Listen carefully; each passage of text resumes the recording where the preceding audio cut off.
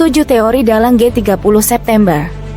Dalam sejarah Indonesia, gerakan 30 September terekam sebagai salah satu peristiwa terkelam sekaligus mengundang paling banyak pertanyaan.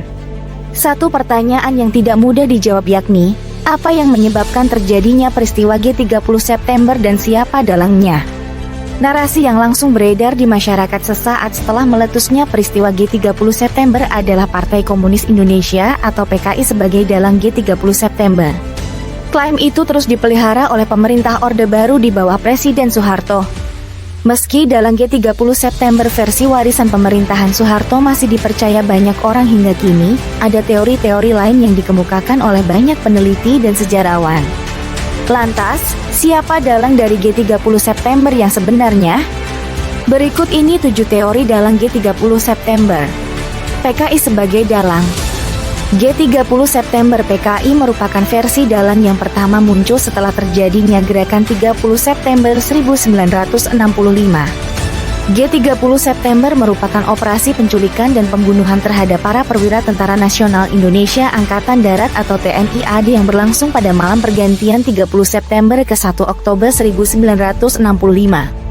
Pada 1 Oktober pagi hari, sekitar pukul 07.00 waktu Indonesia Barat, pemimpin G30 September Letnan Kolonel Untung Syamsuri memberikan pengumuman melalui Radio Republik Indonesia atau RRI Pusat di Jakarta, bahwa aksinya dilakukan untuk melindungi Presiden Soekarno dari upaya kudeta Dewan Jenderal. Letkol Untung adalah komandan Batalion Resimen Cakrabirawa yang bertugas menjaga keselamatan Presiden Soekarno. Ia juga diketahui terafiliasi dengan PKI. Dewan Jenderal dipercaya sejalan dengan Amerika Serikat dan anti terhadap PKI. Mereka ingin menyingkirkan Soekarno, yang saat itu condong ke Uni Soviet dan anti Barat. Angkatan Darat. Versi ini menyatakan bahwa G30 September adalah persoalan internal Angkatan Darat yang didalangi sebuah klik atau kelompok terbatas. Klik itulah yang melakukan persiapan gerakan dengan cara menyusupi PKI.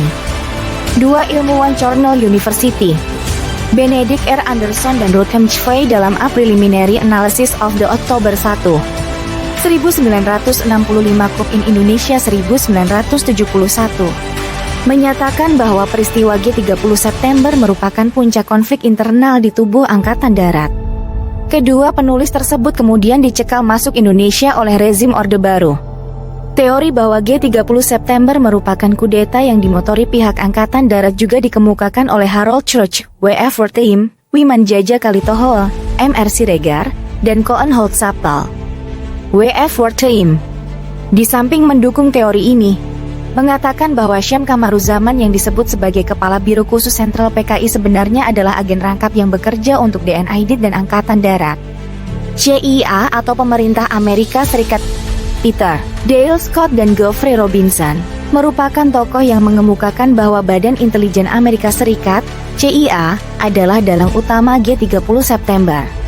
Kepentingan AS sangat jelas, yaitu jangan sampai Indonesia menjadi basis komunisme.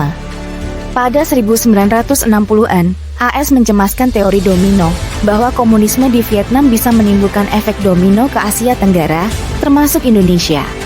Menurut teori ini, G30 September digerakkan oleh CIA atau pemerintah AS, yang bekerja sama dengan klik Angkatan Darat dan memprovokasi PKI.